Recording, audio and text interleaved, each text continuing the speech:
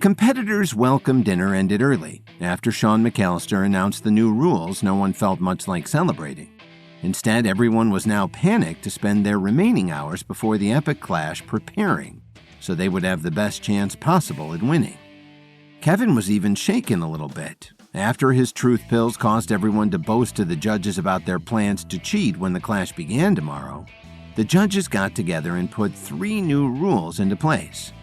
One declared that any cheating would result in automatic disqualification and stripping of herbalist powers. That wasn't too much of a surprise. The second new rule was that only one person would win the entire contest and ascend to the upper realm.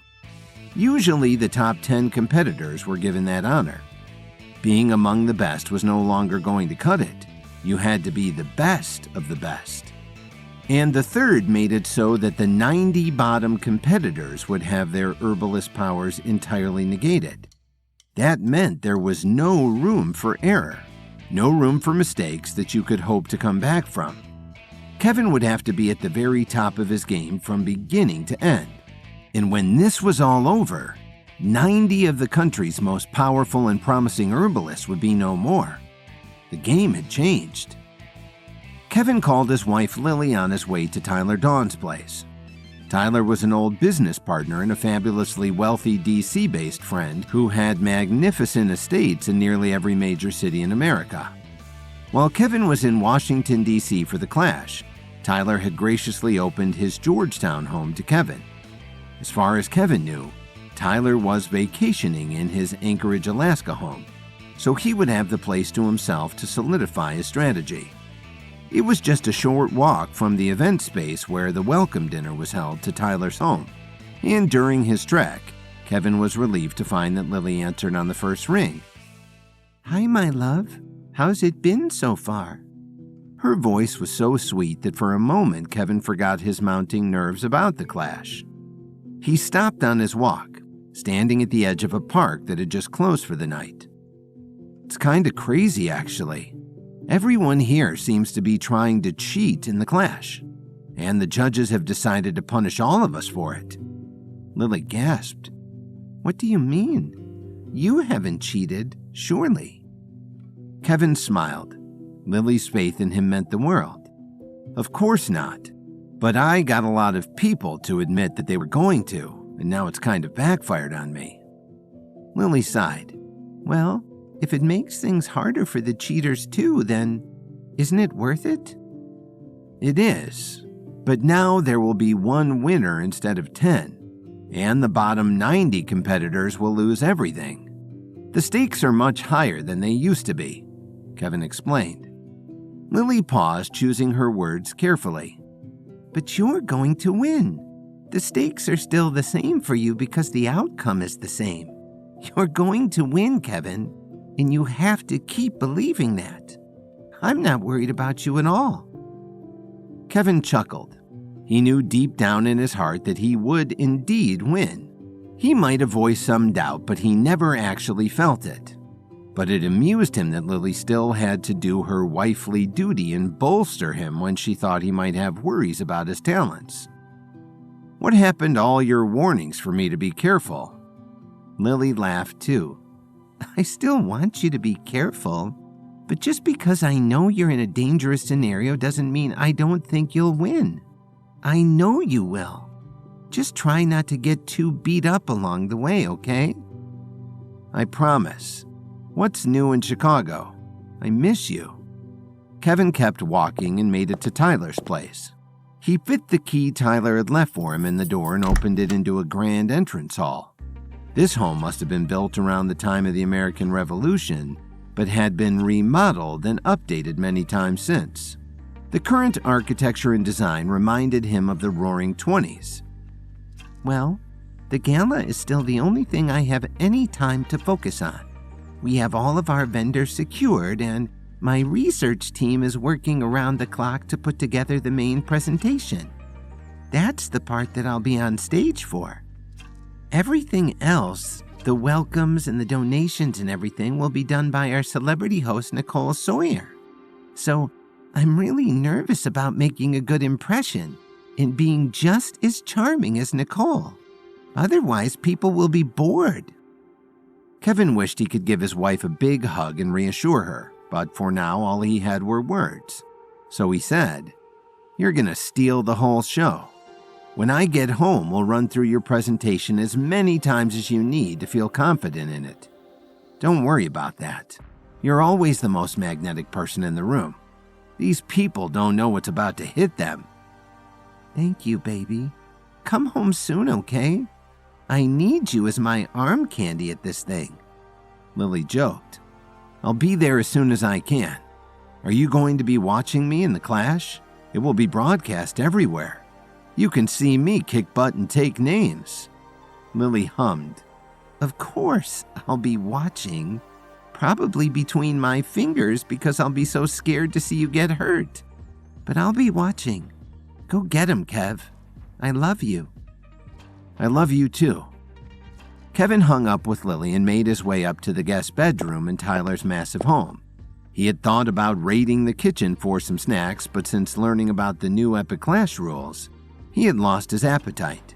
He knew he had to get some rest, but already he could tell that it would be another restless night of checking and rechecking herbalism tips and tricks, plus practicing his best battle moves. Kevin wished he had one more day to spar with his AI fight partner, Athena, that had been destroyed in the fire Mario Kessler and Ethan Williams set in his Chicago office. When Kevin made it to the bedroom, he closed the door behind him and kicked off his shoes. When he turned to flop into the four-poster bed, however, he found that he wasn't alone. "Oh, hello. I didn't expect to see you here," he said. The Night King watched him from the foot of the bed where he sat. "Good evening, Kevin." "I don't suppose you're here with good news?" Kevin asked.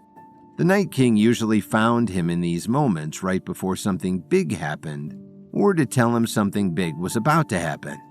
But Kevin never walked away from the interactions with less stress than before. The Night King stood and slowly paced around, observing the various knickknacks Tyler had collected and stored in this guest bedroom. "The Epic Clash is more than just a game in an arena, Kevin. I'm sure you figured that out by now. There is a second game going on the sidelines. There are many of sponsors and mentors and secret dealings and bribery. For every fighter that goes into the clash, a whole team is outside of it, convincing judges to add more points to his score and save him from being cut from the round, or convincing powerful people to send in extra herbs and elements they can use to their advantage." Kevin knew this in a vague sense, but after the crackdown on cheating, this seemed less likely. Even after what happened tonight, we're all being punished for a few of the competitors planning to cheat. I can't imagine anyone's team would risk disqualification by making deals on the sidelines during the clash. The Night King shrugged. "People are complex. They may preach a moral high ground and insist everyone follow their rules while breaking those rules behind the scenes. Don't underestimate these people, Kevin. Nothing they do should take you by surprise. As soon as you're caught off guard, you've lost." Kevin nodded, following these words as well as he could. However, the Night King was not known for being clear and straightforward in his messages. "Okay, what should I do?" he asked. The Night King paused in front of the large window at the front of the room. It looked out over the park that Kevin had just stopped at, bathed in moonlight at the late hour. "You have an advantage. You spent your time honestly preparing to be the best herbalist and fighter in this match. The others wasted their time and energy figuring out how to cheat. Trust yourself. Don't be afraid to lean on your skills and your tried and true moves in combat. You are one of the few who are in this competition for the right reasons, and truth will win out, as they say." Kevin tried not to get too excited. Was the Night King ready to put a bet on Kevin's name? "Does this mean you think I'm going to win?" he asked, boldly. The Night King frowned. "It's not always a matter of winning and losing, Kevin." Kevin didn't want to sound naive, but he had to point out, actually, in this case, it kind of is a matter of winning and losing. What if I'm stripped of my herbalism powers? The Night King shrugged again in that dismissive way of his. "Then it will have been a pleasure knowing you." Kevin wasn't sure if that was a joke or not. "What about this moral fiber I have? Will that win me points in the clash?" The Night King didn't respond. Instead, he said, "There's a plan in place for you, Kevin. None of this is happening by accident, just know that. Trust yourself, and you'll do as well as you've prepared to do." That still wasn't a satisfying bit of knowledge or reassurance, but before Kevin could say anything else, the Night King reached into the inner pocket of his jacket and pulled out a small book. It reminded Kevin of his secret herbalism book. It had the same color binding and was roughly the same size. "What's that?" "This is the second secret book. You have the first one currently. You may have noticed that the book is passed down from herbalist to herbalist. I own it, but I usually don't have it in my possession. I recently got this one back. I had it loaned out to an old chief herbalist by the name of Malachi Turner. I understand the two of you met." Kevin started putting the pieces together. Malachi had known Kevin was going to turn up. There was apparently a greater plan in place for Kevin. The Night King had been talking to Malachi about him. "Malachi Turner told me he's used the second book as much as he could and that it's time it was passed on to you. You didn't hear it from me, but he's rooting for you." That made Kevin feel a little bit better. Malachi was an eccentric sort, and he'd lived underground for the last century. But he was a brilliant herbalist, and the idea that Kevin had impressed him in their meetings back in Nashville gave Kevin a boost of confidence. He took the book from the Night King and started flipping through the pages. The Night King watched him and said, "Some of that you already figured out for yourself, but some of it will also come in handy during the epic clash. Sorry to get it to you at the last minute, but you have the rest of the night to read it. I hope you find it useful." Kevin closed the book and looked up to thank the Night King, but he had already disappeared. Kevin went over to a small writing desk and flicked on the little lamp that sat atop it. He brushed aside some notebooks and pens that Tyler had left there and dove right into the new secret book. Tomorrow would be the biggest day of his life, and if he wasn't getting any sleep, he might as well be learning something new. What secrets could this new source of information hold? Kevin spent the entire night poring over the second secret herbalism book loaned to him by the Night King. He had half expected the Night King to take back the first book in exchange, but for whatever reason he didn't, so Kevin reread that one too. After the rules had been changed for the epic clash and Kevin made it back to Tyler Dawn's mansion where he was staying during the contest, he felt overwhelmed. When he got the second book from the Night King, along with the news that it was sent by Malachi Turner, who was rooting for Kevin, he felt a renewed sense of motivation. Now, though he was bleary-eyed from lack of sleep, Kevin was on his way to the opening ceremonies with focus and determination. Only one person would leave this clash and ascend to the upper realm, and that person would be Kevin Williams. Kevin had rarely been more sure of anything in his life. Kevin checked his phone one last time to see a good luck text from Lily. "You've already won as far as I'm concerned. Go show these dummies who's boss."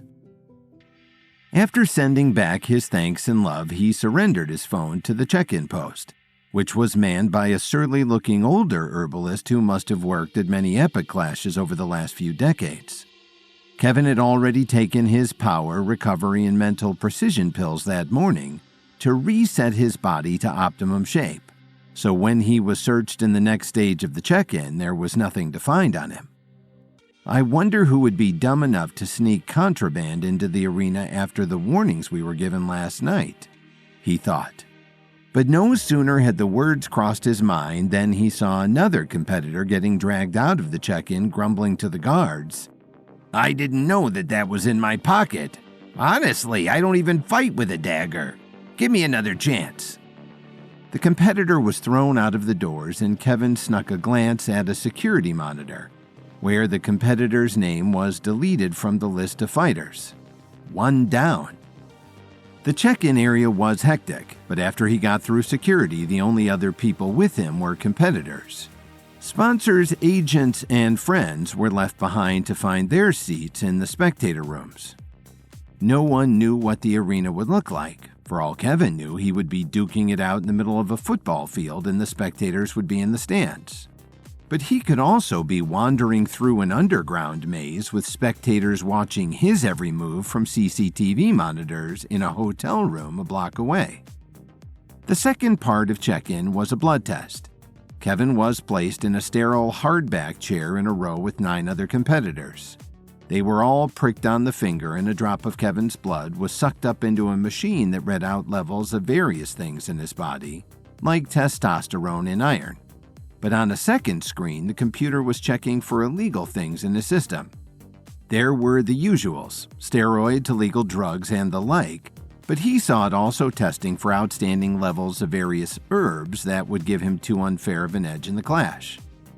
Oh man, I hope my math was right when I took those power recovery and mental precision pills this morning. I made sure to keep the doses within legal limits, but what if they change those rules too? He worried. But before long, he was cleared to move to the next stage. With a bandage wrapped around his little finger, Kevin proceeded to the next phase of intake. He walked down a long hallway and was pointed into a small dressing room with his name on it, where a combat suit was waiting on a hook for him.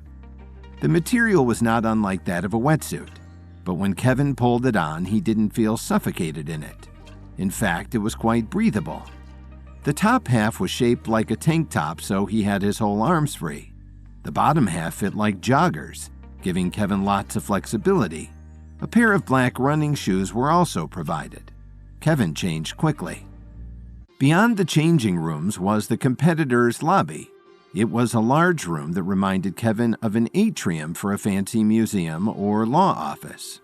High ceilings let in lots of light, and a grand oak tree grew right out of the floor and up through an opening in the ceiling. Plenty of couches and benches were spread around for people to hang out on while they waited for the clash to start. But everyone seemed too nervous to relax. Instead, almost 100 people paced around, staring up at the tree branches, or chattering nervously to one another.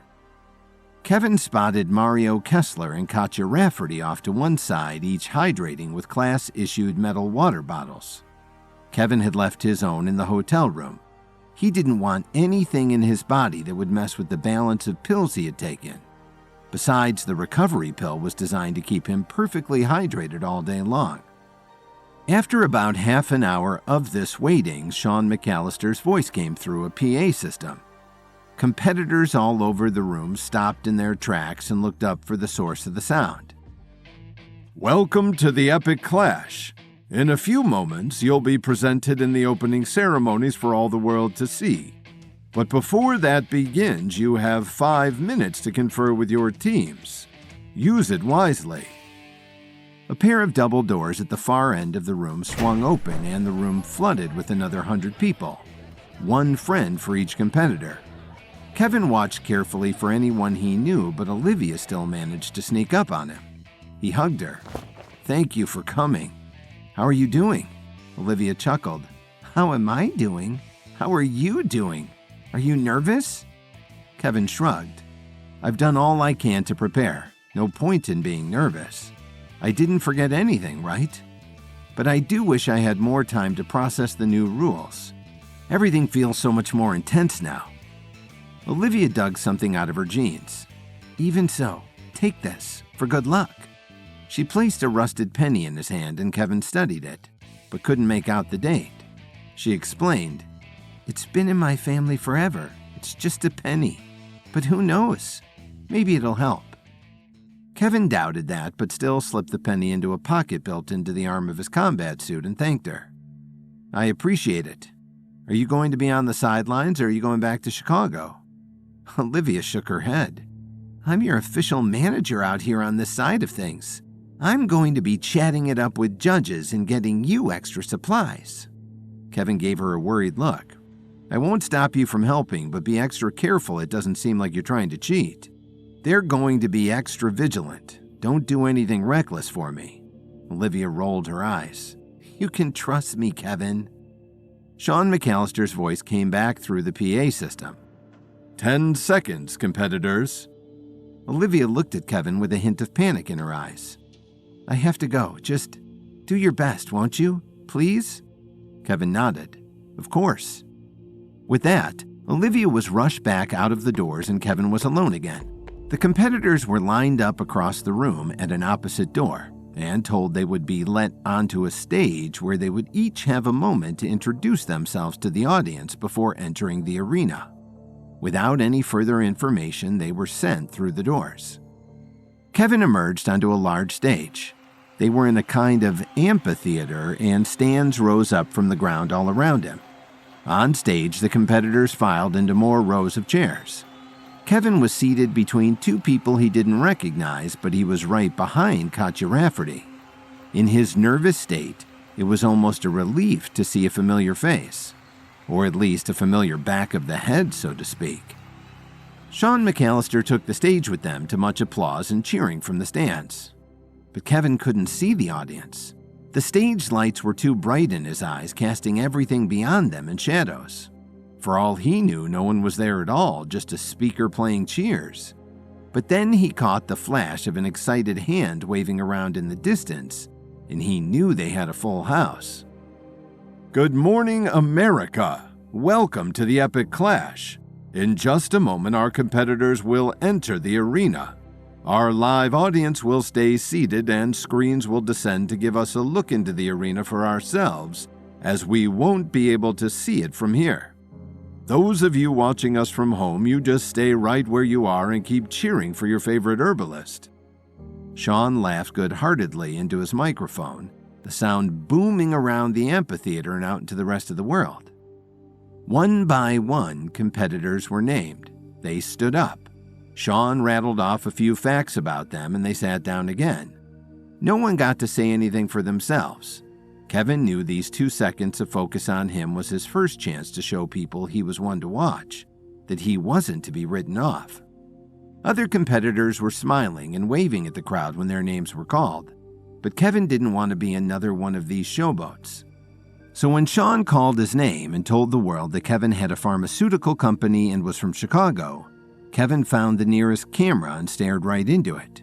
He pretended he was staring right at Lily, and with love and confidence in his eyes, he gave the camera a single nod.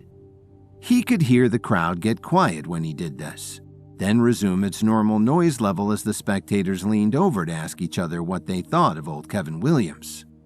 Kevin was satisfied that he had stood out, at least. He hoped that Lily had seen and felt reassured by his calm demeanor. Sean restated the new rules for the benefit of the audience, which got another big reaction. Kevin realized that for people around the country, this was just good television. For him, it was a make-or-break moment in his herbalism journey. How strange a feeling that both could be true. Sean continued to tell everyone that the clash would consist of 5 rounds. Each round would see 20 competitors knocked out, and the winner of the last round would take it all. Kevin knew this already. It was the standard clash structure. Still, hearing it announced like that gave him a chill. Every round there would be fewer people to defeat. He liked those odds. Now, ladies and gentlemen, to give you a further taste of how these competitors measure up, please turn your attention to the monitors. Our expert team has worked out the odds of each competitor's victory. They will be ranked in numbers from 1 to 100, with number 1 having the best odds and 100 having the worst. Here we go. Sean pointed up to the bay of monitors lining the top row of the amphitheater, and Kevin stared at it hard. The numbers 1 through 100 popped up, and one by one competitors' names appeared next to their rank. Kevin watched his own name pop up next to 100. No way, he whispered under his breath. Looking around, he saw other competitors stealing glances at him, sneering and snickering. But Kevin was used to being underestimated, and if this last place ranking made the others underestimate him, so be it. He would use that to his advantage. On the other hand, there wasn't a great chance that the judges would look with favor upon the last ranked guy in the competition. If he was close to someone else in points, or if a battle in the arena ended in a draw, Kevin was sure to be ruled the loser. He would have to work twice as hard as the rest of these people to prove himself. A large door at the back of the stage opened slowly, revealing nothing more than a dark tunnel beyond. Kevin gulped. That's where he would be entering the arena. Shawn waited for the crowd to calm down before he said his final words.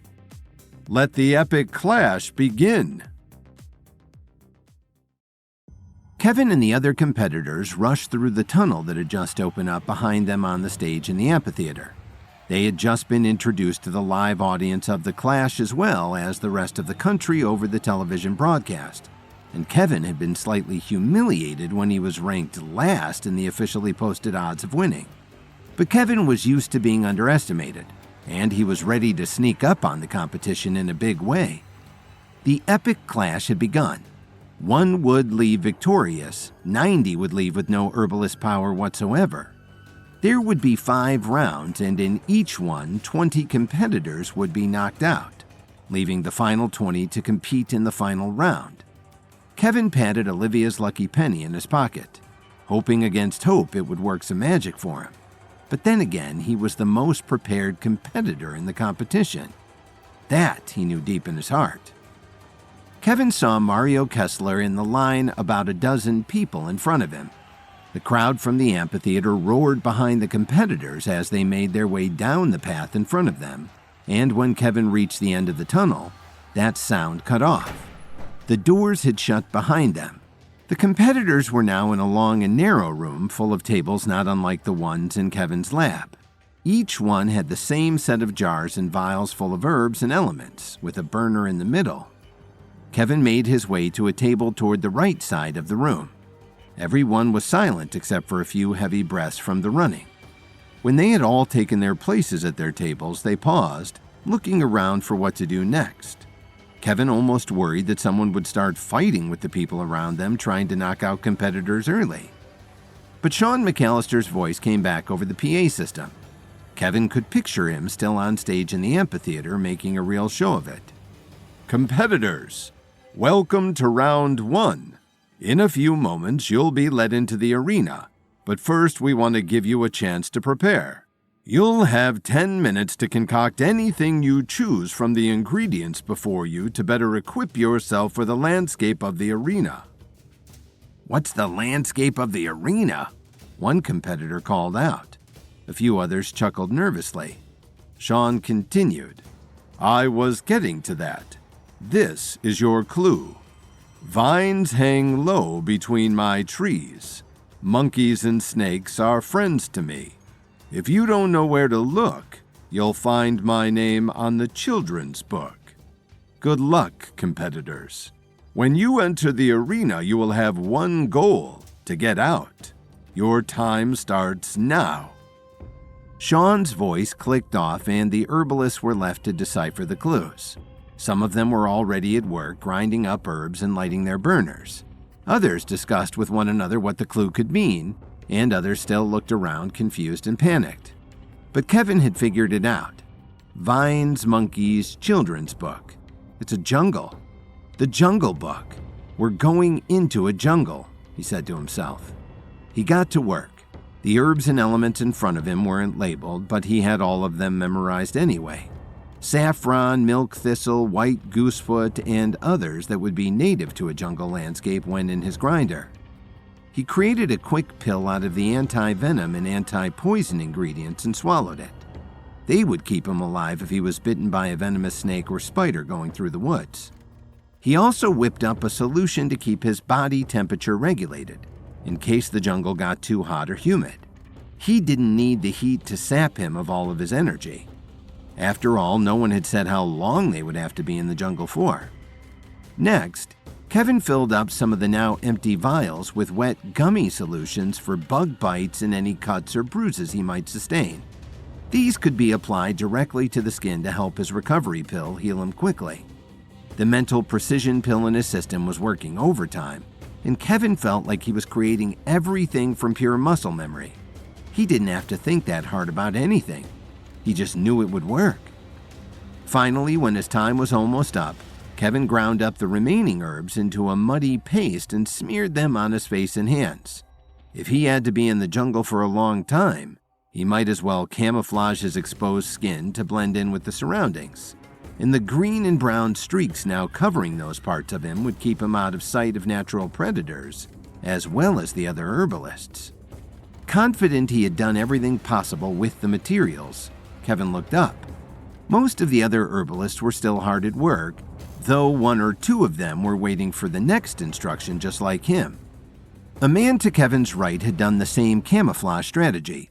Kevin tucked his to-go remedies in his pocket next to Olivia's lucky penny, just as Sean's voice came back over the PA system. "Time's up." The floor dropped out from under Kevin's feet, literally. A trapdoor opened behind every single lab table and the competitors were dropped into chutes. Kevin slid down a steep chute for a few seconds before it leveled out and he was shot into a jungle. Wow, they couldn't have just pointed us to a door, he thought, getting up from the jungle floor and brushing himself off. He looked back for the chute he had just come out of, but all he saw was a large tree, whose entrance had sealed itself. Kevin went over to it and knocked on the bark. It felt real. Cool trick. Kevin looked around him and caught a glimpse of movement from one of the tree's branches. A camera. People watching no doubt had views trained on every single competitor, who Kevin guessed had been deposited in the jungle at varying intervals around the arena. Kevin remembered Sean's words. "You have one goal, to get out." It was an escape room scenario. Okay, let's think. Let's strategize. I doubt it will be as easy as finding a door. Anyone could have been dropped into the arena right next to the exit. There are probably clues around that will help me unlock a way out. In fact, if there's more than one way to get out of here, that wouldn't surprise me either. I need to get an idea of how big this place is. Kevin was currently in a very small clearing between a few trees, but when he focused, he could hear running water about 100 yards to his right. So that's what he set off for.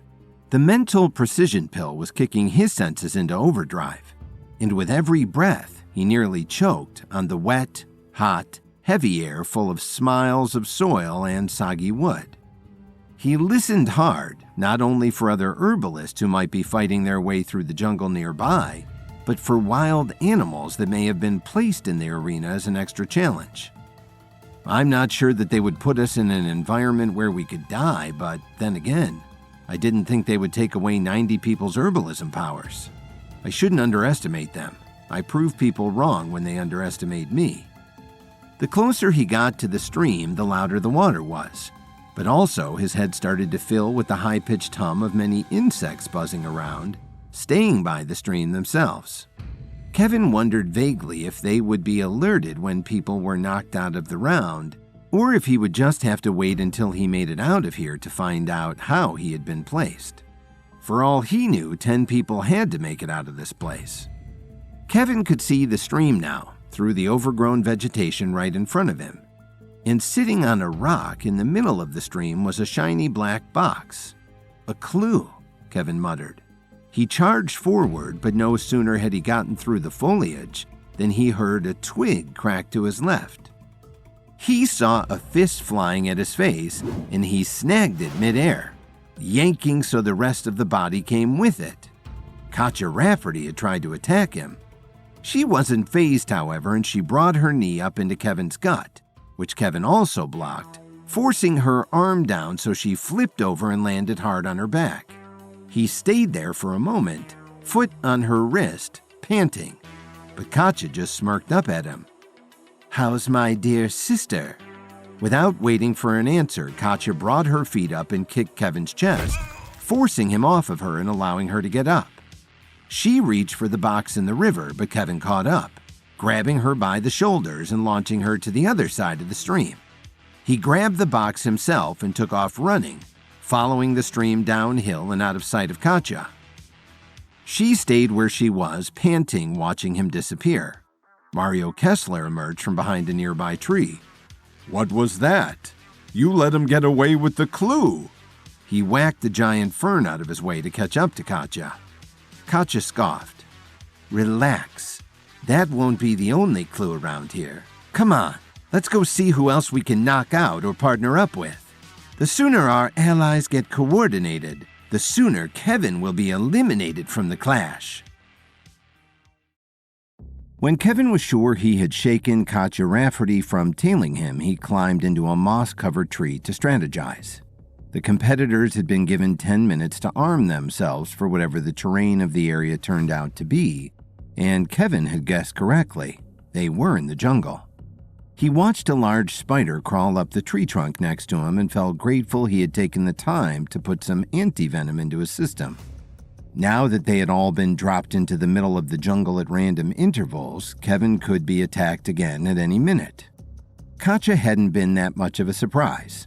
Kevin knew she was allied with the Kesslers and that they were working to get the rest of the competitors to all work together to take him out. But he didn't expect her to find him in the arena so soon. No matter, he had won their first scuffle and gotten away with the box that was left in the arena. From what Kevin could tell, they were in an escape room scenario, and this box held the first clue for his way out. There still hadn't been any public announcement or clear indication that anyone had been knocked out of the round, disqualified, or made their escape. Kevin didn't know if such an announcement would come, but he decided to proceed as if he would not be kept updated.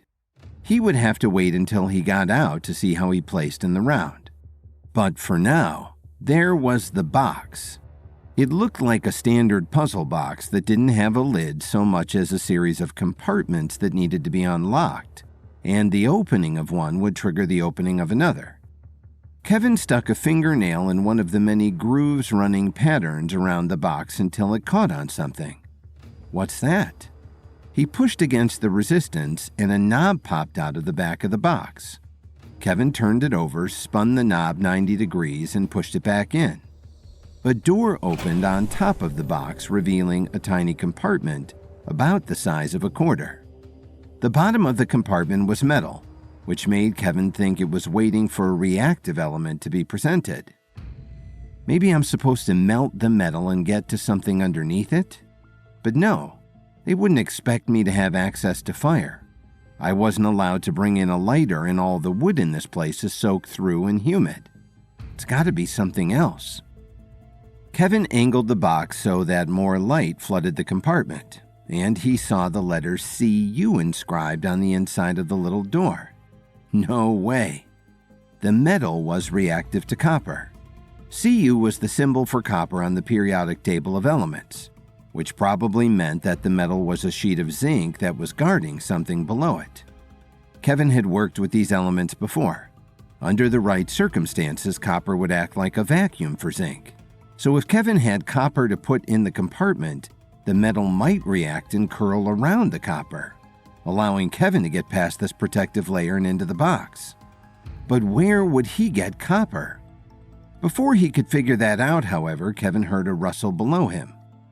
He leaned over from his perch on the high branch and watched as a trio of fighters passed by his tree. "What did you even do with the extra 10 minutes we had to prepare?" one man was asking a woman. "I got stuck on the children's book clue in that stupid riddle Sean gave us. My first thought was the Lion King, so I just made a supplement to increase my speed, in case I had to outrun a cheetah. What did you do, genius?" The man scoffed. "It talked about vines and monkeys. I was ready to wrestle some wild animals, so I made my skin bite resistant and my fingers twice as strong to fight off their little monkey paws." Kevin thought that sounded like nonsense, but he wasn't about to expose himself hiding up in the trees by laughing out loud. He went back to his box before he heard his name again. "Where did Katja tell us to meet again? She wants all of us to team up against that Kevin Williams guy, but I haven't seen him anywhere either." "I haven't seen anyone besides you two. Have you battled yet?" "Yeah, I took out a pair of guys who got dumped out of the same chute as me into the jungle.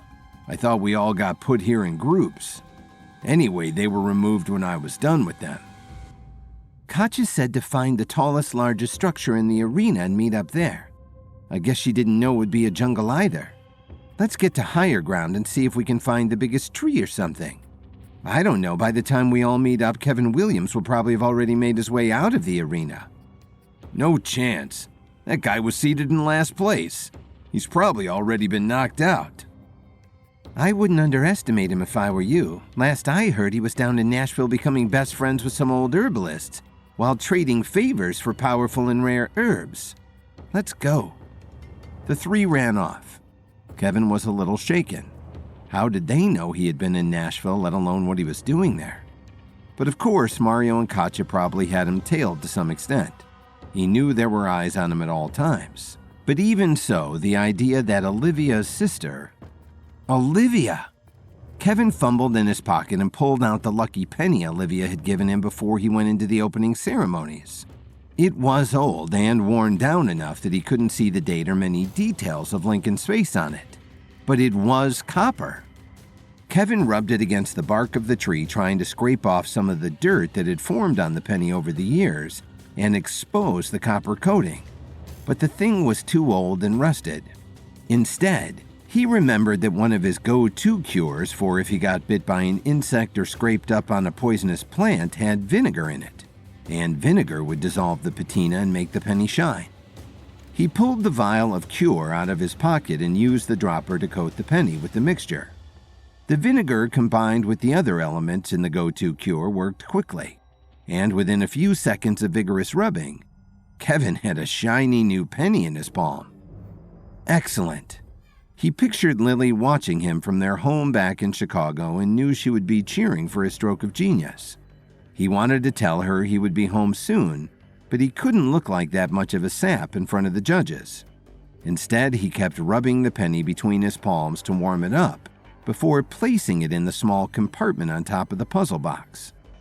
Just as he had anticipated, the layer of zinc separating the compartment from the layer inside of the box began to crumble and curl. The zinc attached to the penny was like a magnet until the penny dropped through the layer entirely and into the belly of the box.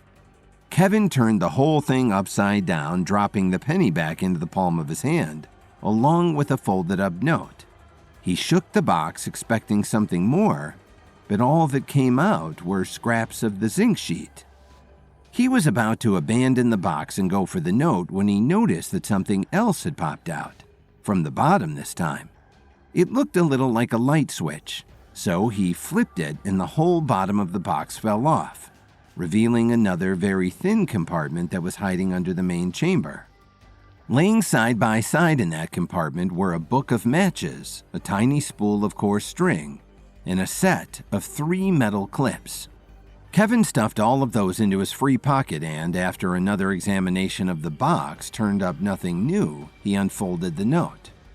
Down the stream among the trout, a crystal pool you find will spout. Eat and drink and splash about, but step in strong and abandon doubt. Don't think that you can leave without.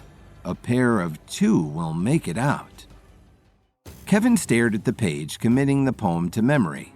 He then pulled out a match, lit it, and burned the paper on the spot. He wouldn't be caught carrying vital information with him. He would be jumped for sure if anyone found out. I guess I'm going downstream, he narrated for Lily at home. Kevin checked that the coast was clear, then hopped down from his perch, the loot from the box in his pockets. Across the jungle, Katja and Mario were waiting for their allies to meet them. They had found a tree that was twice as tall and 3 times as thick in the trunk as any of the other trees in the jungle. We're wasting time, Mario complained, kicking the foliage around him impatiently. How do you figure? By the time everyone gets here, Kevin could be gone already. He might have even escaped by now. We won't have time to find a way out ourselves and avoid being in the bottom 20 for the round. Katja rolled her eyes. Don't you get it? Kevin will be the first one to figure out how to get out of here, sure. But all we have to do is follow him at a distance. Let him do that and then attack before he can get through the door. We can knock him out before he leaves and we'll be the first people to escape and finish round 1. Mario sighed.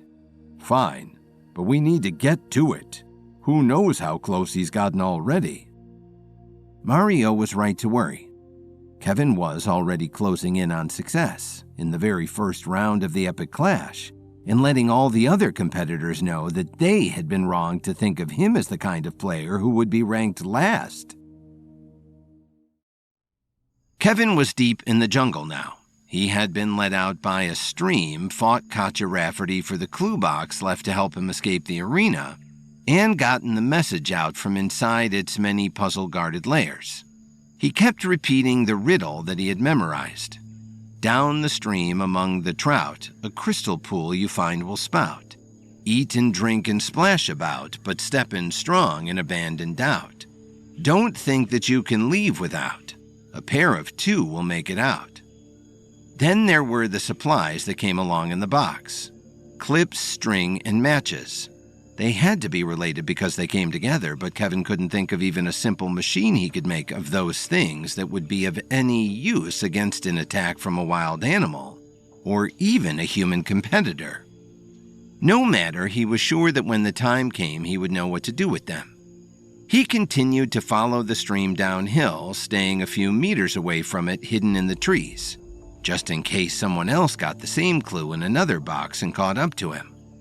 Other than a few insects crawling around by the water, Kevin hadn't seen any animals yet. Maybe they didn't put anything that could kill us in here after all. But no, I won't rule out tigers or boa constrictors until I'm out of this place. He carried on, the last line of the riddle still bugging him. A pair of two will make it out. Did that mean he had to find someone to leave with? Did he have to make an ally? Would they make him form a partnership with someone only to have to defeat him or her in the final round anyway? It would certainly be entertaining for the people watching. Besides, who could Kevin trust? Katja and Mario's whole scheme was to turn the rest of the competitors against him. He had no way of knowing who they had already gotten to. What if someone pretended to be his friend only to knock him out at the last second? Kevin kept walking. He checked the watch he had been issued. It had only been half an hour since he emerged through the chute. It felt like much longer. He was so lost in thought about the riddle that he almost didn't notice that he was about to walk off of a cliff. "Whoa!" he cried, jumping back, then clapped a hand over his mouth. Someone could hear him and come attack. The stream dropped over a waterfall and out of sight and into a thick fog. Kevin couldn't even tell how far it was to the ground. Going over the falls was surely a suicide mission. He would have to find another way down and meet back up with the stream as soon as he could. I'll bet that crystal pool that the riddle talked about is at the bottom of this cliff. I just have to get there before anyone else does. He doubled back and looked around, trying to find which way the ground was sloped. But he hadn't made it more than a quarter mile before he saw something up ahead. A movement in the trees. The shape of a bush shifted as someone moved within it. Kevin jumped behind the nearest tree and watched as a guy about his age popped into view. He emerged from the bush, ran a few yards ahead, and jumped into another bush. His head poked out. He checked if the coast was clear, then he popped up, ran a few more yards, and dove into the next bush. Kevin stifled a laugh. This guy looked like a field mouse being hunted by an owl. It wasn't even a good strategy. The rustling noises he was making would attract more attention than if he just walked quietly along a path and didn't try to hide. Kevin could either find another way down to the pool or let this guy know he was nearby. He couldn't wait for the man to get all the way downstream. It would take ages. So Kevin strode out into full view of the man and walked right past the bush where he hid. He expected the man to pop out again and attack him from behind, but no one approached. This guy wasn't a threat. At least he wasn't specifically targeting Kevin, which meant he would be a safe choice for an ally, a partner to escape the arena with and win round one. Kevin turned around. "Hey, come on out. I won't hurt you if you don't hurt me, I promise." The man slowly emerged from the plants, but he kept a good distance from Kevin. "How can I trust you?" Kevin shrugged. "I guess you can't. But you're not going to get very far with that little run and hide method you're doing. You're being loud." The man looked self-conscious. "I can't run for very long. I cut my leg up trying to climb back up the chute." Kevin frowned. The chute that dumped you into the arena? Why? They said we just have to try and get out of the place. They didn't say how. I thought I'd just go back the way I came, but it closed up on me, and well, look. He pulled up a pant leg, and Kevin saw a deep cut across his shin, like he had gotten in the way of a sharp kitchen knife. I have something for that, Kevin told him. He tried to approach, but the man scrambled backward. So Kevin just pulled one of his go-to cures that he had prepared before the round started from his pocket and tossed the vial at the guy. A couple of drops will fight infection, soothe the pain, and speed up your recovery time, Kevin explained. The man looked at the vial nervously, but apparently decided he had nothing to lose. He brushed some dirt from his leg and dropped the medicine all over his cut. Immediately, relief passed over his face. Thank you. No problem. Keep that. I have more. Do you trust me now? Kevin asked him. The man nodded. I'm Sasha, by the way. Kevin started walking again, nervous about the amount of time that they had wasted just hanging out, and Sasha caught up to him, following along. Why did you help me, Kevin? Sasha asked. Because I found a clue box, and the clue told me we can only exit this arena in pairs. So I need an ally, Kevin explained. Kevin knew that there was no point in lying to the man. Right on. I can do that. I'm not as useless as you found me. I just made a bad decision out of the gate, but I'm a level 5 fighter and I'm a quick herbalist, Sasha promised. Kevin nodded. I'm not underestimating you. What did you do with the 10 minutes we had to prepare for the round? Did you guess we'd be going to the jungle? I did. I did some temperature and hydration regulation stuff on myself, then made a salve to waterproof my suit in case I had to swim through a river or something, Sasha told him. Kevin whacked a branch out of his way. These aren't waterproof? They feel waterproof. He pulled at his combat suit. It's a thick fabric. They made it look like it could handle any terrain, but if you actually went swimming, you'd be soggy for the rest of the rounds. I guess that's not a huge handicap, but I didn't want to deal with it anyway, Sasha said. Kevin suspected that the suit was a ploy thrown at the competitors, but he hadn't taken the time to test his theory. Teaming with Sasha already had paid off. Sasha pulled a little sack of berries out of his pocket and popped a few in his mouth. What's that? I was dropped in next to an acai tree. Pretty convenient. Don't worry, they're not poisonous. Kevin knew that by looking at them, but he declined to eat them anyway. So why'd you join the clash? They were descending, but slowly, so Kevin figured he should get to know the guy. If they were attacked and Sasha really was a level 5 fighter, he felt confident they would win working together. Sasha shrugged. Why does anyone? I want to get to the upper realm, but most of these guys dismiss me for being so young and not the tallest man around. Kevin felt that. It was the same kind of crap he had been dealing with his whole life. It was nice to hear someone else had gone through it too. Yeah, well, these guys are all generational herbalists. They think they know everything because their dads and granddads were herbalists. But when they underestimate us, we get the element of surprise. Sasha nodded. Yeah, but I still wish I could get their respect. I know I could be advancing faster in herbalism if anyone gave me the time of day when I asked to learn from them or spar with them in battles. I live in D.C., so it's all the big families who don't want their knowledge leaving the bloodline. Kevin felt bad for Sasha. It would be hard not having anyone in town who believed in you. Well, if you're ever in Chicago, I'll take you on. Sasha smiled. Thank you. I just hope I make it out of here with my herbalism powers at all. This 90 losers rule is intense. Kevin didn't say anything. He agreed, but he also had no doubt that he would make the top 10 if not win the whole competition. Before he could think of a way to change the subject, Sasha stopped in his tracks and pointed ahead of them. 2 competitors had converged onto their path, and they were staring daggers right at Kevin. Kevin and Sasha stood side by side facing down the competitors. Kevin had been in the arena for a little more than an hour now, and he had made good progress getting through the jungle and down to the bottom of the stream, where the clue box he had found promised the exit would lie. But the box had also warned him that he would need a partner to exit the arena with, so Kevin had found an ally. Sasha was small and younger than Kevin, but he claimed to be a good fighter and he seemed to know the terrain pretty well. His preparation of waterproofing his suit had been a brilliant move to protect himself from the elements early in the round. Kevin gave Sasha one of his go-to cures to fix up the big gash in his leg, and now they had a trusted bond. They were just picking their way downhill around the waterfall when a pair of competitors emerged from the trees to face off with them.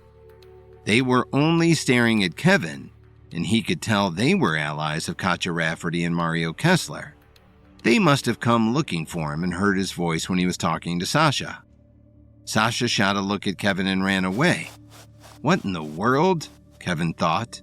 He and Sasha had been off to a great start as allies, but at the first sign of trouble, the kid had taken off. No matter, all of Kevin's training had prepared him to fight two people at once. He went on the offense right away, running straight for the man on the left and jumping up in the air to deliver a hard kick to the side of his face. Then he landed, spun around, and sprinted at the other fighter, jumping and spinning in the air to plant a kick to the guy's chest. "Give it up, Williams. You're outnumbered. We're just the beginning," the first fighter called. He stood up and rushed to Kevin, cocking his fist back for a right cross. Kevin blocked it and hit him with a chop in the neck and a knee to the gut. The man crumpled. "Is that so?" Kevin sneered. The other fighter came up behind him and wrapped an arm around Kevin's neck, but Kevin grabbed the arm and heaved his chest toward the ground, flipping the fighter over his own head and throwing him onto his back. He got a kick in the guy's ribs for good measure. Looking at the two struggling to get up, Kevin could tell they were only level 3 fighters. How did they make it into the clash? They had to know they didn't really stand a chance. No wonder they had aligned with Katja and Mario so quickly. That was their only shot at making the top 10 and saving their herbalist powers. Kevin left them there panting and made a break for it through a gap in the trees. He made it a good way before he heard a set of footsteps rushing toward him. Kevin whipped around. One of the two fighters had recovered and was gaining on Kevin, a dagger in his hand. That raised a red flag in Kevin's head. They hadn't been allowed to bring in weapons. "Where did you get that?" Kevin geared up to force the man away from him when a blur of mass flew in from the right and knocked the guy flat out. The mass disentangled itself and Kevin saw that it was Sasha, standing over the knocked-out man, the contraband dagger in his hand. "Sasha?" Kevin went toward him. "Sorry to run like that. I saw that they were only going for you, so I decided to sneak around this way and get them from behind. It worked, so you're welcome." Sasha threw the dagger up into the trees where it stuck on a branch about 30 feet off the ground. "That should keep anyone else from getting it. This guy is a cheater. He should be taken out."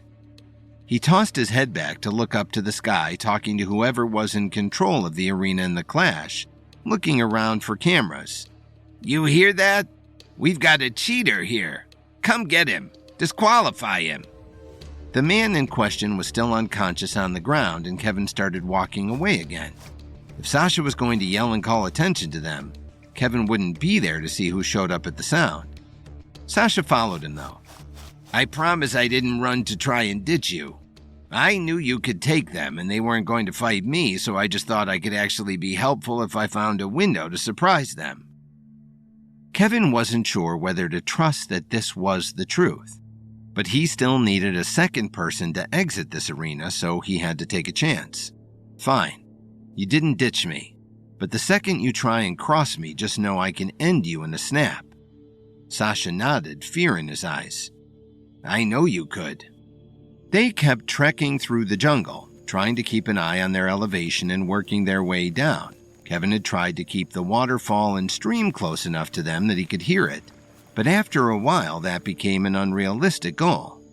The cliff that the stream had dropped off of was stories and stories tall, and getting to the base of it without jumping off might take all day.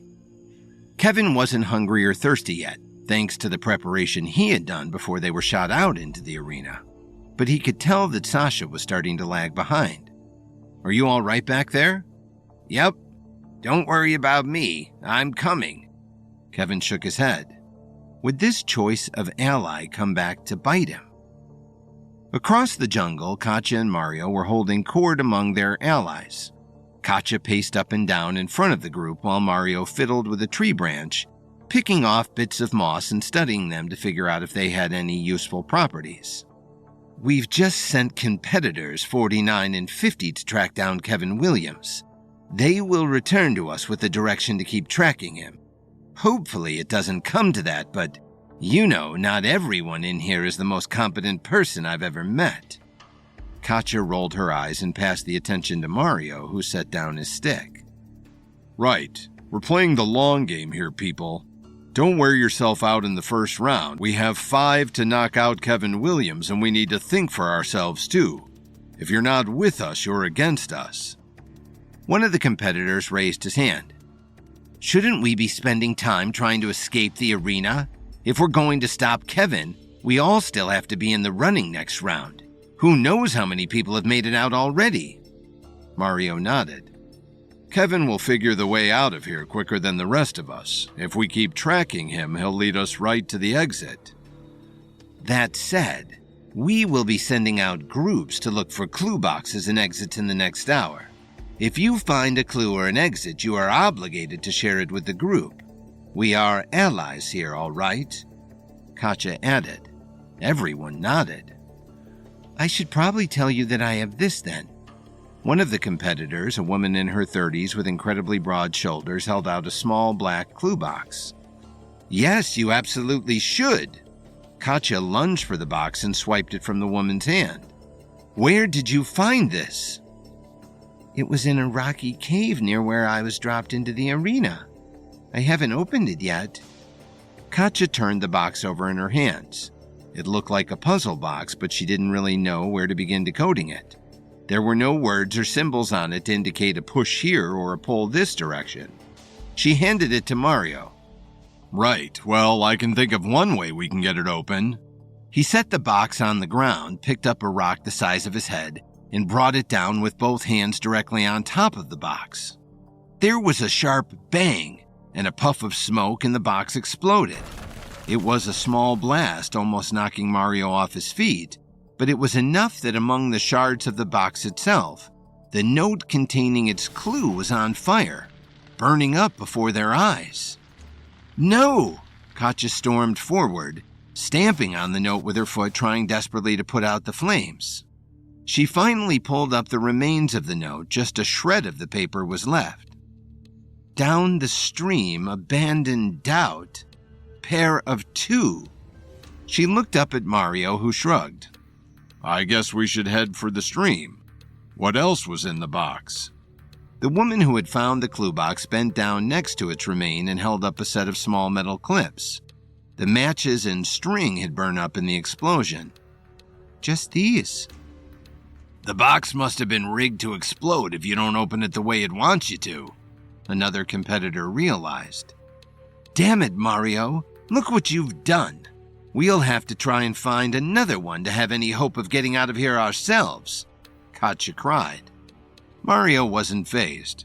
Then we only have one option. Mario's eyes glowed with hatred and anger. We need to go find Kevin. Kevin's first battle with Sasha by his side had left him unsure of his new ally, but they too had to continue as partners to get to the next round. At the same time, Katja and Mario were having trouble in their own alliance after they failed to find the clues in a box, before it exploded in Mario's hands. Kevin and Sasha had been trudging through the jungle for the past 2 hours. Aside from a large snake hanging unexpectedly out of a tree and some rustling in the bushes as another competitor ran away from them, the journey had been fairly uneventful. Kevin had filled Sasha in on the rest of the riddle that came in the clue box, and Sasha had been offering up various theories. So far, they had decided that the pool at the bottom of the waterfall was definitely their destination. They would absolutely have to escape the arena as a pair, and Kevin realized the exit was probably underwater. Underwater? Why would it be underwater? Sasha asked. Because the clue says, splash around, but step in strong. It makes me think there's a trapdoor or something, like the ones we fell through to get here. We have to find it and stand on it together to get through, probably, Kevin explained.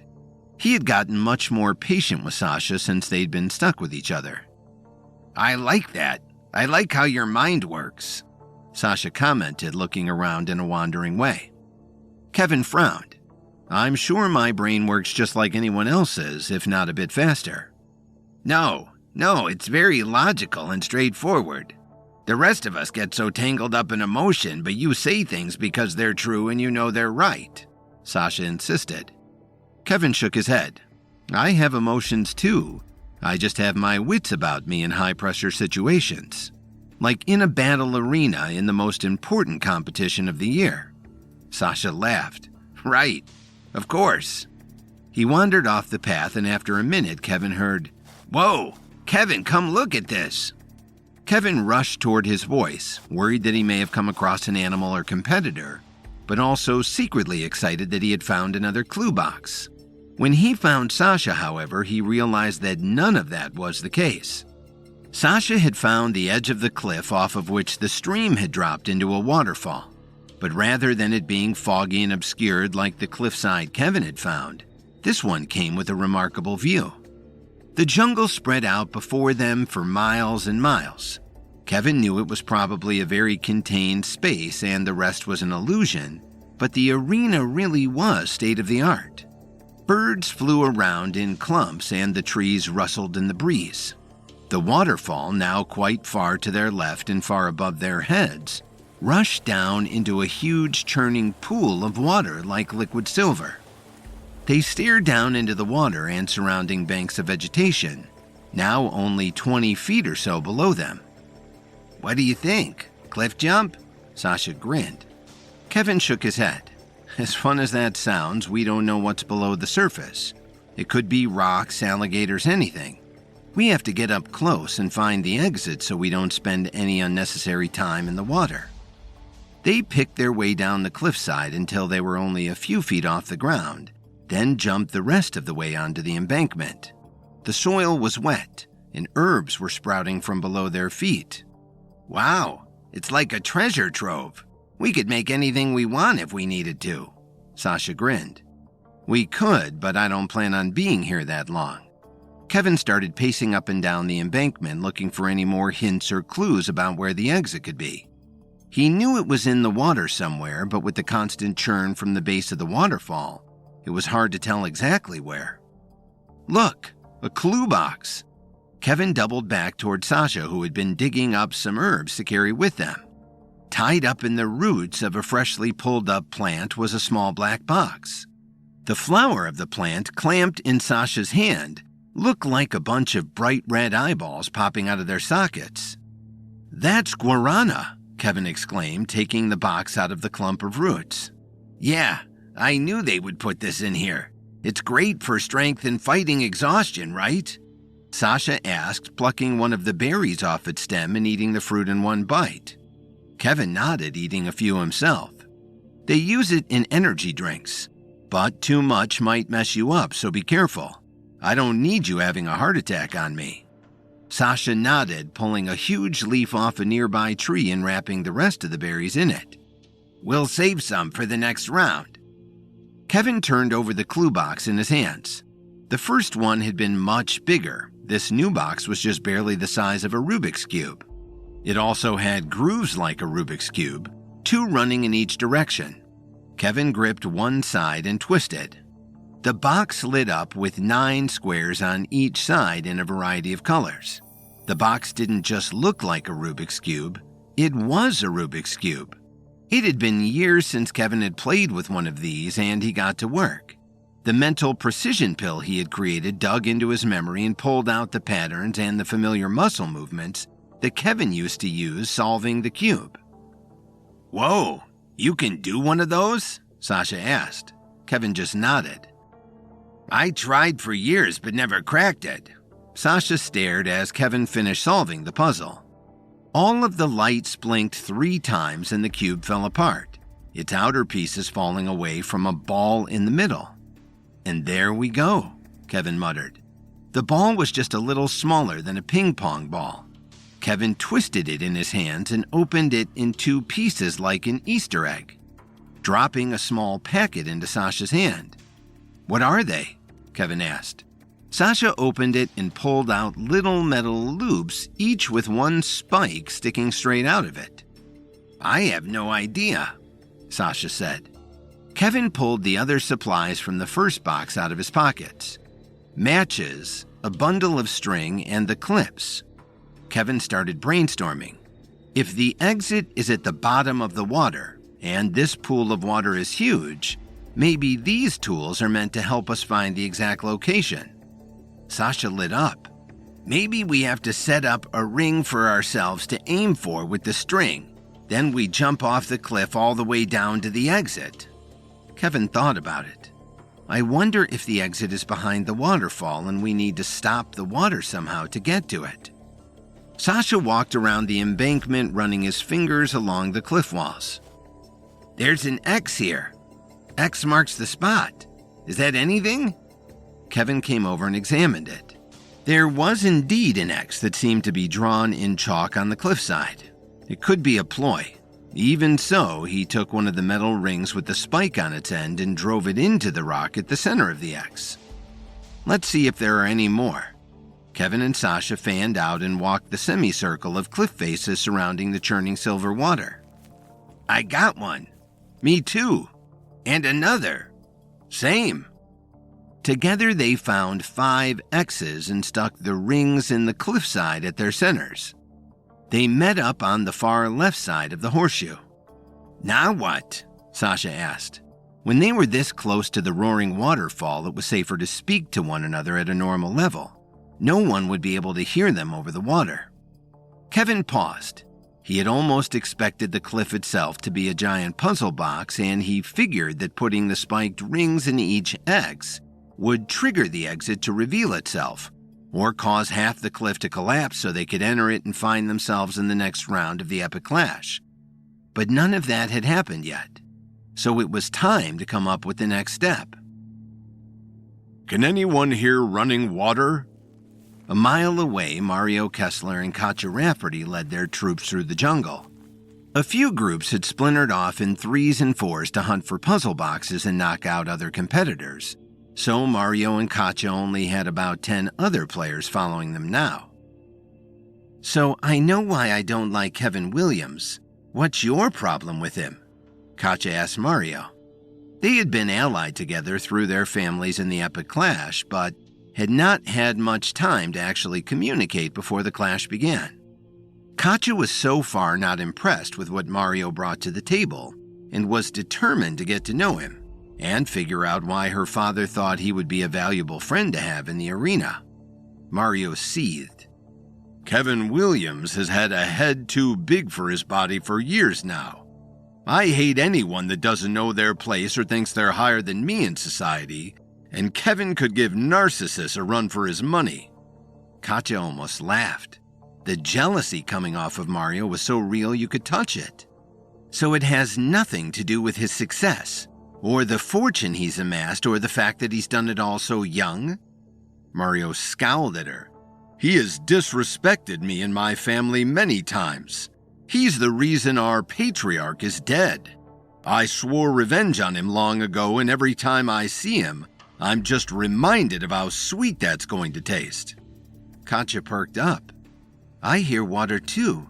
The clue we got from the box said the words, 'down the stream' on it, but the rest was burnt up. I think our exit, or at least the next clue, will be wherever that running water is headed. Come on, we have to find it." They set off in the direction of the sound, Katja secretly thinking, "Maybe I just need to get out of this round alive and I'll be able to set off on my own. Mario is weighing me down. Maybe I could take Kevin Williams on alone." Kevin and Sasha were on a roll now. They had made it to the bottom of the waterfall where, surrounded by a semicircle of steep cliff faces, a massive pool of silver water churned and bubbled. Based on the riddle in the clue box, Kevin had deduced that the exit from the arena and their ticket to the second round of the epic clash lay somewhere beneath those waters. He had Sasha with him, an ally and a partner he would need if he was going to be successful in getting through to the next round. And now they had proof that they were in the right place. X's were drawn on the cliff faces. They had stuck the metal rings with spikes in them in the center of all the X's, and Kevin had decided that they would use the string from the first clue box to run a line between all of the X's, hopefully forming a shape, at the center of which would be the area of the water where they could find the exit to the arena. Kevin went around to all 5 metal rings sticking out of the cliff and hooked the little clips from the first clue box through them. That way the string could be run through the clips and they could make sense of what they were up against. That just left the matches from the clue boxes that would go unused.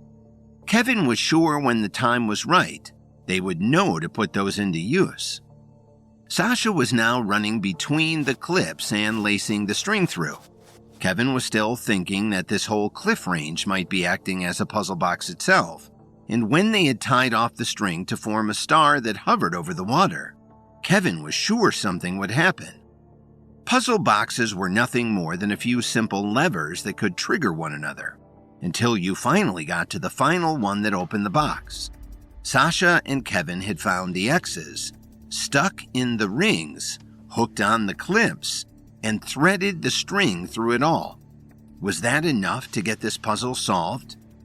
"Wow, I can't believe that didn't do it," Sasha muttered, like he could read Kevin's mind. Kevin thought back to another idea Sasha had earlier. "You said maybe we would have to jump through the center of this star down into the water to find the exit, right? Well, let's see where the center hangs and maybe we can swim out there and take a look." They walked around the embankment until they were as close as they could get to the 5-sided middle shape in their giant web of string. It hung over a section of the silver pool, but far enough away from the waterfall that the water was no longer bubbly and churning. Kevin could see all the way down to the bottom of the pool, which was made of soft white sand. If only there was a way to get down there without getting in the water, Kevin said to himself. He was still worried that there might be alligators or eels or other jungle animals hiding in the depths that he'd rather not meet. Kevin counted them lucky for not running across a tiger, much less a fish with teeth. Was there anything else in the middle of the last clue box? I saw the metal rings fall out, but was there a piece of a riddle or another written clue that I missed? Kevin asked. Sasha turned out his pockets and revealed the little bag the hoops had come in, but also a small piece of folded up paper inside it. "I guess I didn't notice it. Here." Sasha handed it over to Kevin. Kevin was a little suspicious of this. Surely Sasha would have noticed a piece of paper falling into his hands, but it was small and folded up tight, so Kevin figured he only needed Sasha for a little while longer. He could leave the kid in the dust for the rest of the rounds if things went south. Kevin unfolded the paper and read out loud, "A powder keg tonight will spark, lighting up the sky so dark. Beyond the walls of cliffs you see, a way forward will come to be." Kevin grinned. This was the most straightforward clue yet. But Sasha asked the one concerning question. "Do we have to wait for the sun to set to get out of here?" Kevin reread the note. It did specify twice that the cliffs would be triggered to open and reveal their exit after nightfall. Maybe they could try to get the exit open now, but Kevin had a feeling they only had one shot at this. He shared his thoughts with Sasha. "I think so. It's very clear about that. I think we need to light this string on fire." "What?" "Yeah. The first box came with a little book of matches, and I was wondering when they would come into play. I doubt the Clash organizers would be handing out something so valuable for no reason. My guess is that when we light this string up, the fire hits all of the pressure points where the X's are in the cliffside, and that causes the cliffs to open up or crumble, or whatever they need to do to give way for us to leave this place. I would try to do it now, but we don't have any more strings. We only have one chance to get this right. But they were also a partnership, and Kevin knew Sasha should rightfully have the chance to disagree with him. This is a democracy. Do you want to try getting out right now or wait until the sun sets to be extra sure? He asked. Sasha looked surprised to be asked his opinion on the matter. I'm cool with whatever you want to do. You're the boss. Kevin frowned a bit in his heart. Was Sasha trying to flatter him for a reason? You're a better herbalist, a higher-level fighter, and you've cracked 2 puzzle boxes. I don't mind, really. I think we should wait until tonight. Sasha sat down and pulled a handful of the energy berries they had found out of his pocket, tossing back a handful. Kevin sat down beside him. Listen, I may be more accomplished than you on paper, but it's going to take 2 to get out of here. I'm equal to you in this. Actually, I was seated last before we began, so if anything, you're the boss while we're in this arena. But I don't think we found each other by mistake. We make a good team. He held his hand out and Sasha shook it, looking a little less like he felt sorry for himself. So, what do you want to do until the sun sets? And how long do you think that'll be? Kevin looked at his wrist for the time. The watch he had been issued didn't have the actual time, but it did have a count of how long they had been in there. It had been nearly 5 hours now. Kevin looked out toward the horizon, but the jungle obscured his view beyond about 20 yards, where the silver pool turned back into a river. I guess we'll find out when it happens. Katja Rafferty and Mario Kessler were close to the waterfall by now.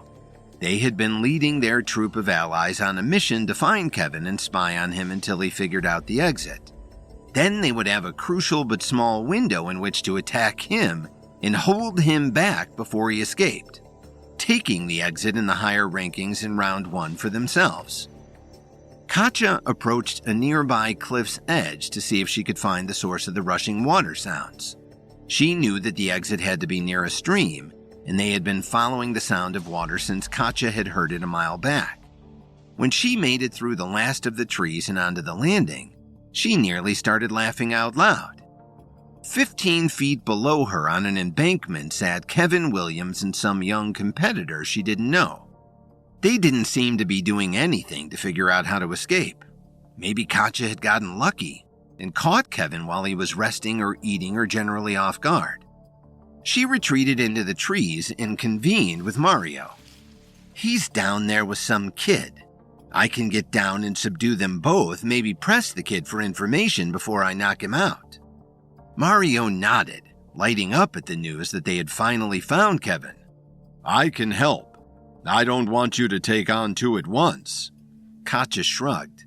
Fine, but the others should stay up here and fan out for clue boxes just in case. We don't need the whole army down there yet. I don't want to scare Kevin away. The 2 of them instructed the others to stay at a high elevation, then went to pick their way down to the embankment. They reached the silvery pool just as the sun set behind the tree line.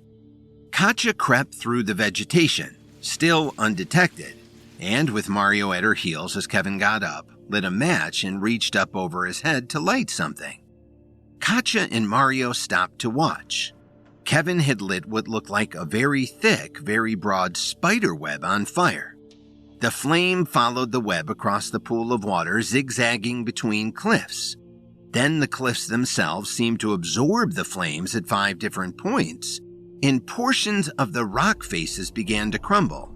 As they did so, the rubble spilled violently into the pool of water, piling up on itself until it formed a rocky bridge that stretched out halfway across the pool from one side to the other.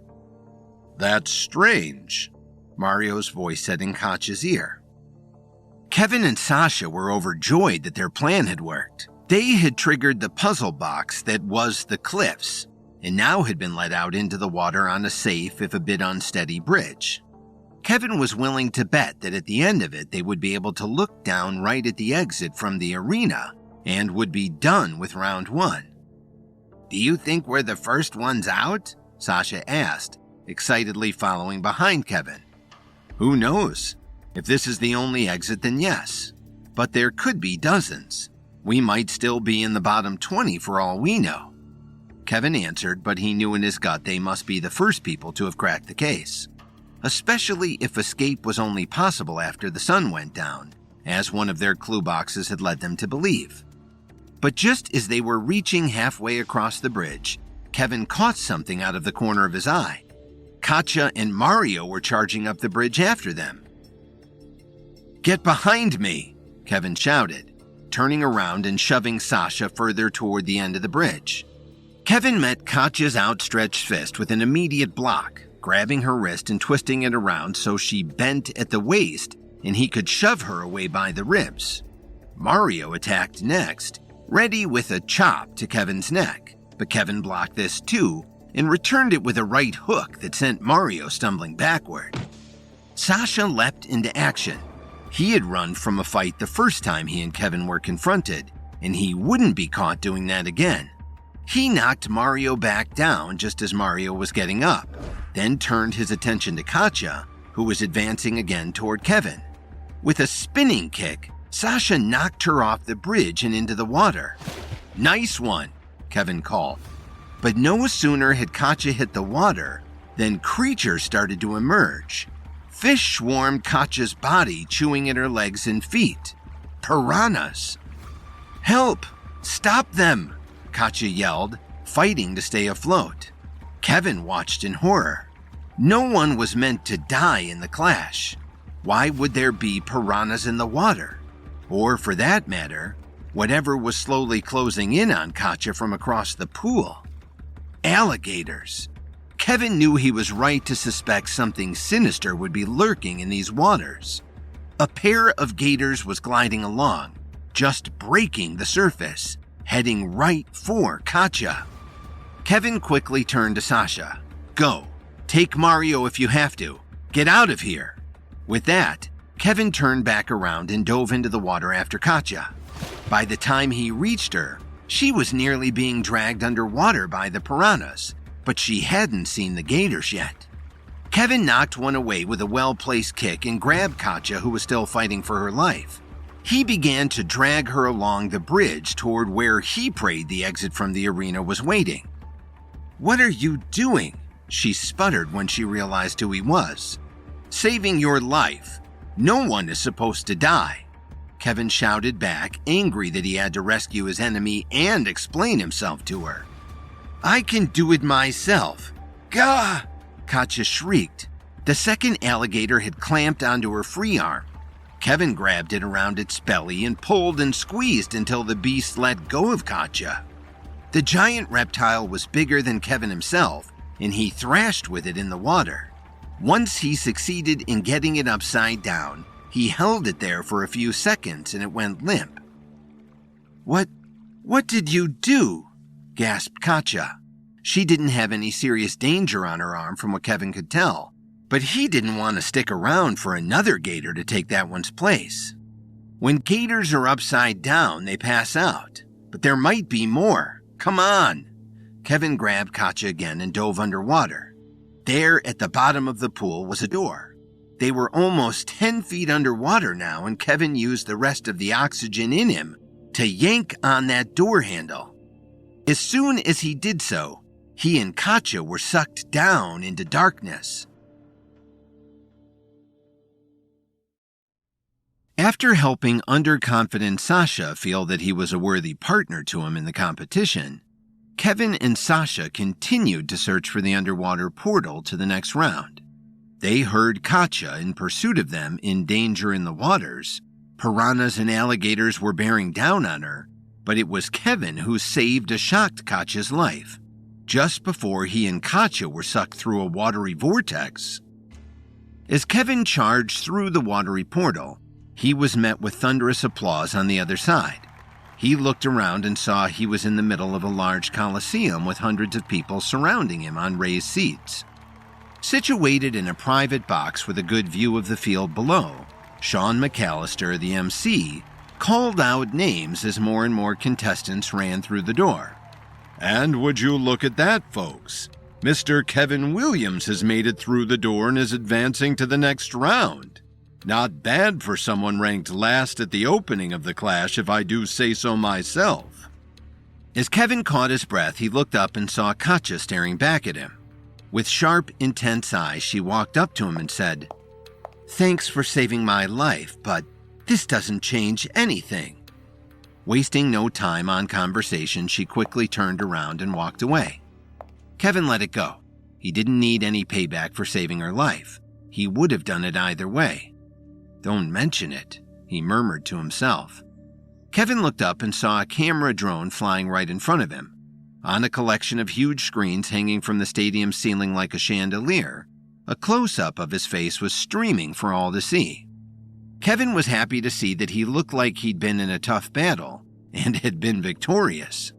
At the same time, the very same video was being broadcast all over the country. Watching from home, Lily and Rachel clapped their hands and cheered. "Way to go, Kevin!" Lily was relieved to see him on the other side of the door, but also filled with nerves because she knew that from here on out the challenges would only get harder. She took a deep breath and held her hand up to her chest. "You got this, Kevin. Just please, remember to stay safe." Gathered in the center of the stadium, the first round successful contestants were given a few hours to rest and recover. A team of medics weaved between them, offering assistance, and other crew members handed out hot food and cold drinks. As Kevin sipped on a bowl of soup, he saw Mason staring him down from a nearby table. Kevin took a breath and then went over to chat with him. "Hey, Mason, glad to see you made it through.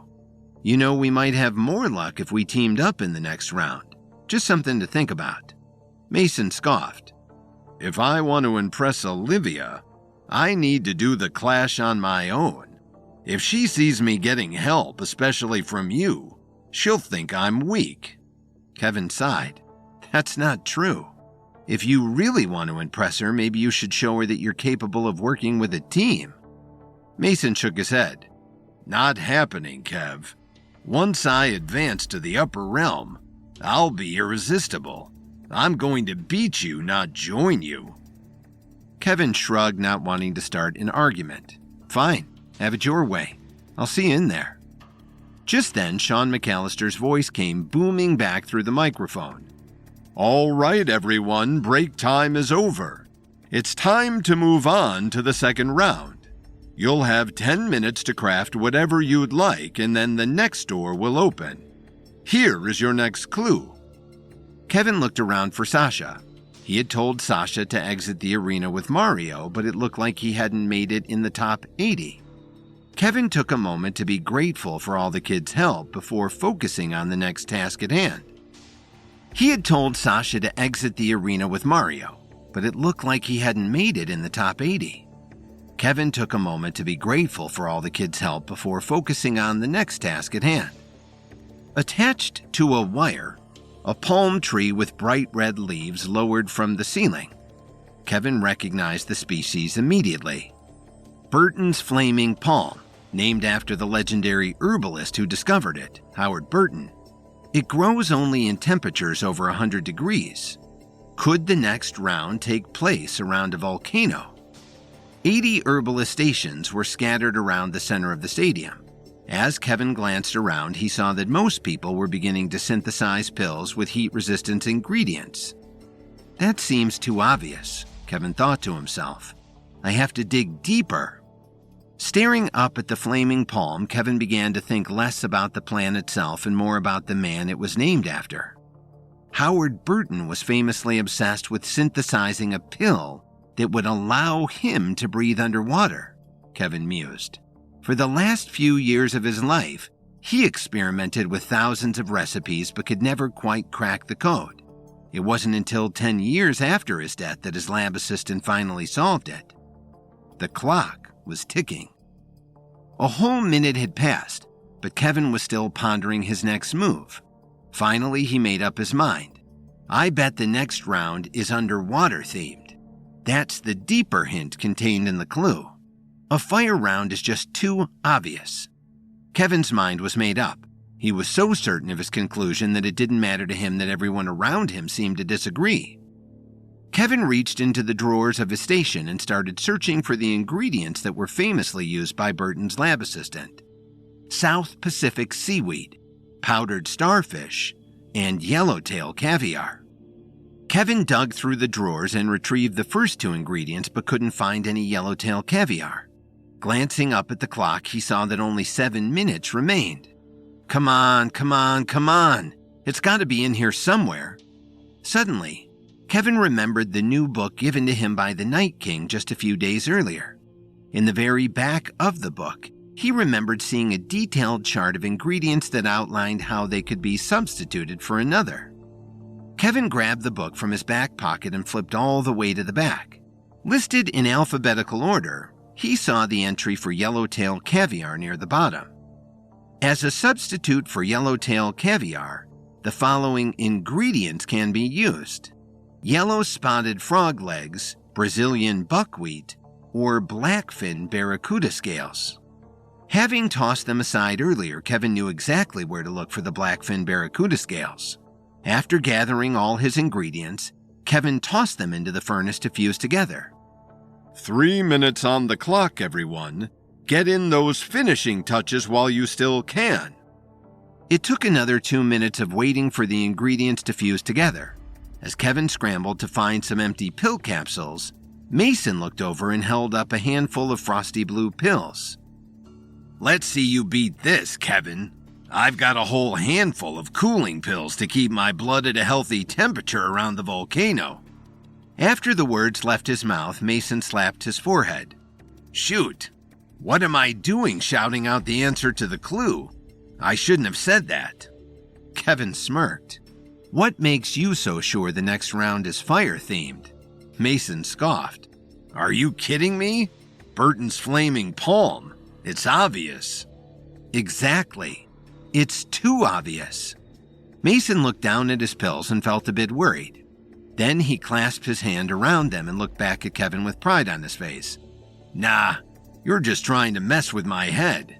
It's a fire-themed round for sure. You'll see. When Kevin's ingredients were ready to be scooped into a pill, there was only enough for one. Just then, Sean started the countdown. 5, 4, 3, 2...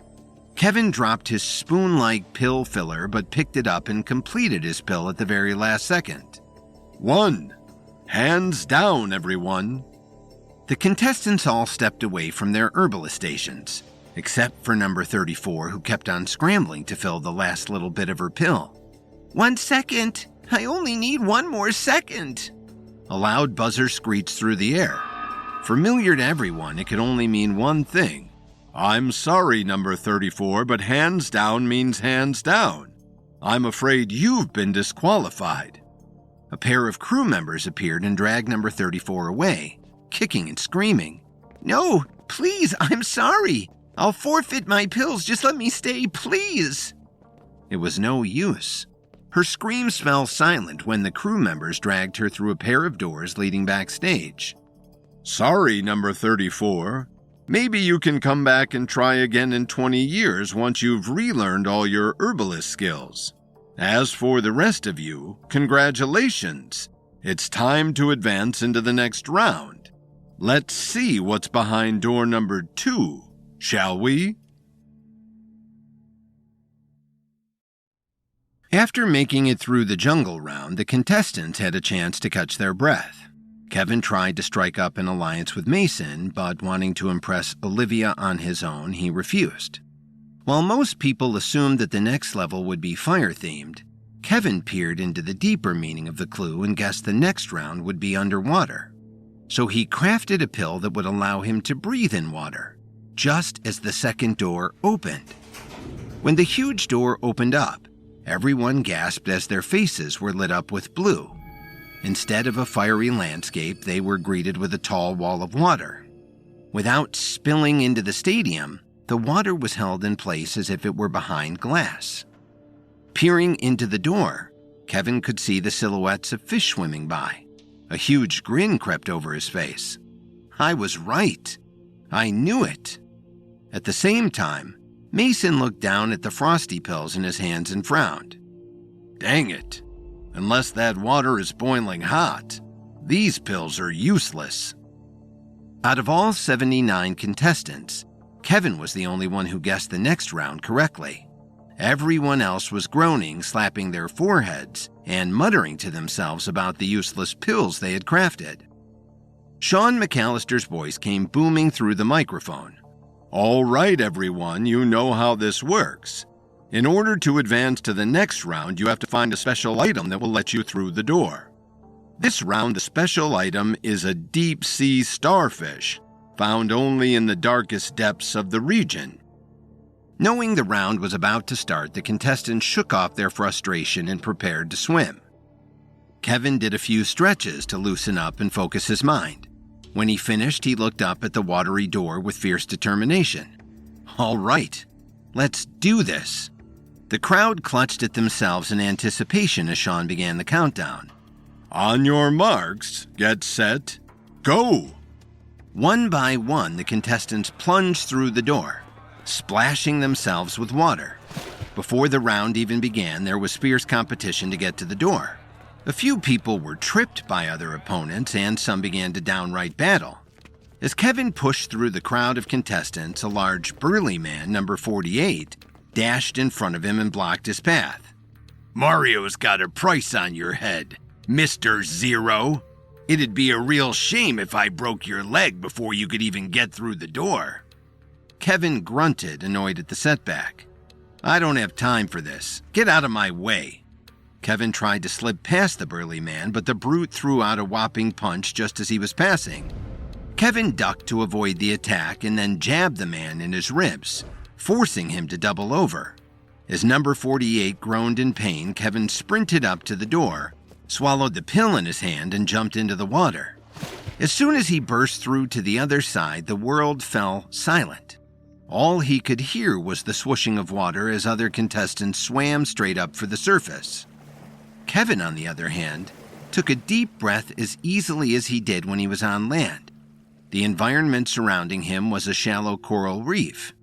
Glancing around, he saw bright bursts of coral, colorful fish, and pockets of white sunlit sand. There's no way the deep-sea starfish is anywhere around here. I have to get out to deeper water. While the other contestants headed straight to the surface to start looking for ways to breathe underwater, Kevin continued exploring the reef until he came to a sharp drop-off. From the shallow waters of the reef, the drop-off plunged down hundreds of feet, so deep that Kevin couldn't see the bottom. Not a bad place to start, he thought. Building his courage, Kevin swam down into the depths. As he dove deeper and deeper, the bright crystal waters of the tropical reef slowly turned darker until, when Kevin looked up, he couldn't see the sun anymore. Just an overcast blanket of deep blue. Finally, he began to see the outline of the ocean floor. The terrain at the bottom was more like the surface of the moon than a tropical reef. The coral was rocky and ragged, and the sand it dipped into seemed to stretch on for miles. Kevin swam alongside the rock wall, searching for any signs of the deep-sea starfish. But all he found were more common types of starfish, eels, and lobsters. According to legend, the deep-sea starfish was spiny, nearly see-through, and had 10 instead of 5 arms.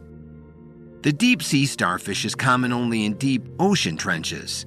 I'll have to go at least a few hundred miles offshore to find one. I thought that this drop-off might lead to one, but I'm still not nearly deep enough. Maybe there are some boats on the surface I can take further out to sea, or maybe I can just build one myself. Just as he was about to swim back up to the surface, Kevin noticed something to his side caught his eye. A few dozen yards away, he could see the outline of a shipwreck, and decided to investigate. The shipwreck was an old sunken boat that looked very much like a pirate ship. It was broken in half in the middle and surrounded by a school of enormous hammerhead sharks. Peering in through one of the broken halves of the ship, Kevin saw a sunken treasure chest poking out in the corner of the alley. Wide open, it sparkled with little gold coins. Kevin's eyes widened. I might be able to use one of those as a refining ingredient. Gold comes in handy with all sorts of recipes. Wading into the ship to pick one out of the chest, a hammerhead shark floated right above Kevin's head. The shark looked scary, but he also seemed harmless. When Kevin swam up for a closer look, he noticed that the gold coins were each engraved with a skull and crossbones. This wasn't any old treasure. It was pirate treasure. The moment he picked one up, Kevin immediately felt the water move around him.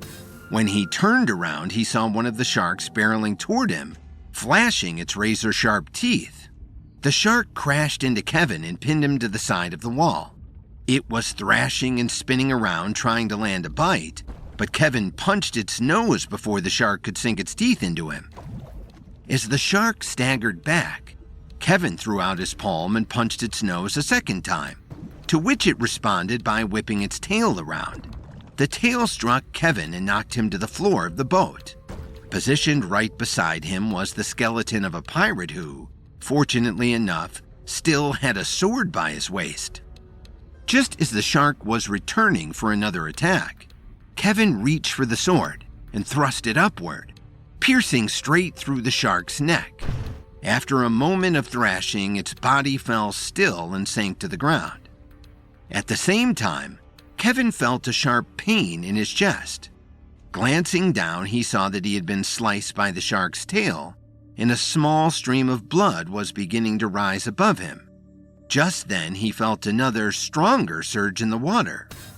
Before he could put two and two together, the entire school of hammerhead sharks was descending upon him, attracted by the scent of his blood.